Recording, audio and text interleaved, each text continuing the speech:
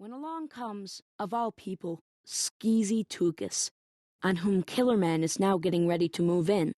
And he doesn't even know yet that the young hooligan is my friend.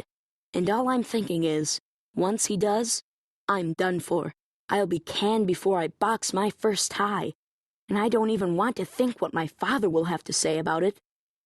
I decide to head trouble off at the pass. I make my move. Excuse me, Mr. Kellerman. I think I see a customer who needs my assistance. If you are referring to that young hooligan, Killerman says. You could chip ice off the words. Security will take care of him. Don't waste your time. Oh, it's not a waste of my time, Mr. Kellerman, I say. Then, remembering something I read in the 6 stapled pages Awkworth and Ames gives its new employees, I add, a customer waiting for assistance is a friend waiting to be made.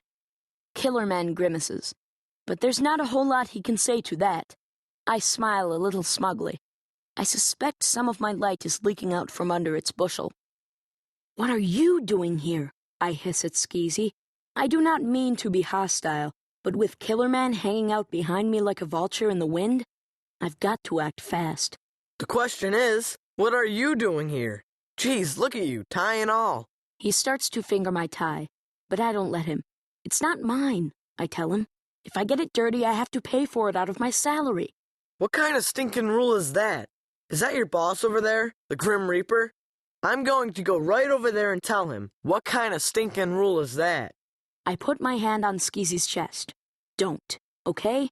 I need this job. If my dad didn't used to work here, I wouldn't have this job. So do not mess it up for me.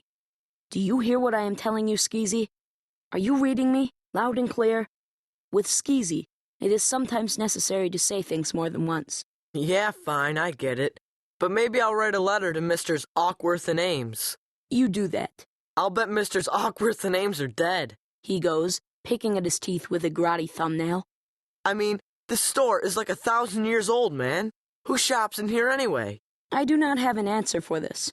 In my half hour as a junior tie salesman, I have not seen another living soul, except for Killerman, who is questionably living and arguably without a soul, and now Skeezy Tukas, who is definitely not shopping, except maybe for trouble. We stop talking for a minute, and I wonder when the Skeez is going to get down to business and tell me the purpose of his visit. Killerman harumphs in the background. So what's up? I say at last. I gotta get back to work. Yeah, that boss of yours is burning holes in your shirt with his eyes. I hope it's yours at least. Otherwise, you're gonna have to pay for the damaged goods out of your salary. Very amusing. So, what's up? Skeezy puts a filthy hand on my shoulder, and I am glad the shirt I am wearing is, in fact, my own. Bobby, he says, giving me that deep look he uses to hypnotize his victims when he's about to hit them up for something. Only this time, he isn't hitting me up for anything other than my attention. Bobby, what day of the week is it? Friday. And what happens on Fridays after school? I go to work at Awkworth and Ames department store. As of when? As of today. And what, may I ask, about the forum? The forum? I ask stupidly, because I know exactly of what he is speaking. Skeezy squeezes his eyes tight and nods his head back and forth, like he's in pain or something. Only I know it isn't pain, because I know this look of his. And what it is he's telling you how disappointed he is in you. Like you've done some terrible thing that has just put a dent in the perfect silver goblet that is his life. Bobby, Bobby, Bobby, he croons, his eyes still squeezed up as tight as if there was a whole pan of frying onions right there in front of him. Listen, I tell him, I gotta go. I'm sorry about the forum. Maybe we can do it another day. Skeezy's eyes pop open like his head is a car that's just been rear-ended. Another day? Did I hear you right? What about tradition, my man? I got 2 people sitting down the street at the candy kitchen, sitting in our booth, Bobsters, the back booth with the torn red leatherette upholstery. They have sent me as their emissary, because we cannot begin the forum until all are present and accounted for. And you are telling me another day?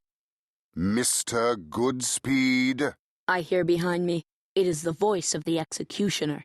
Really, I gotta go, I tell Skeezy. Skeezy removes his hand from my shoulder and brushes it off on his jeans, like he just picked up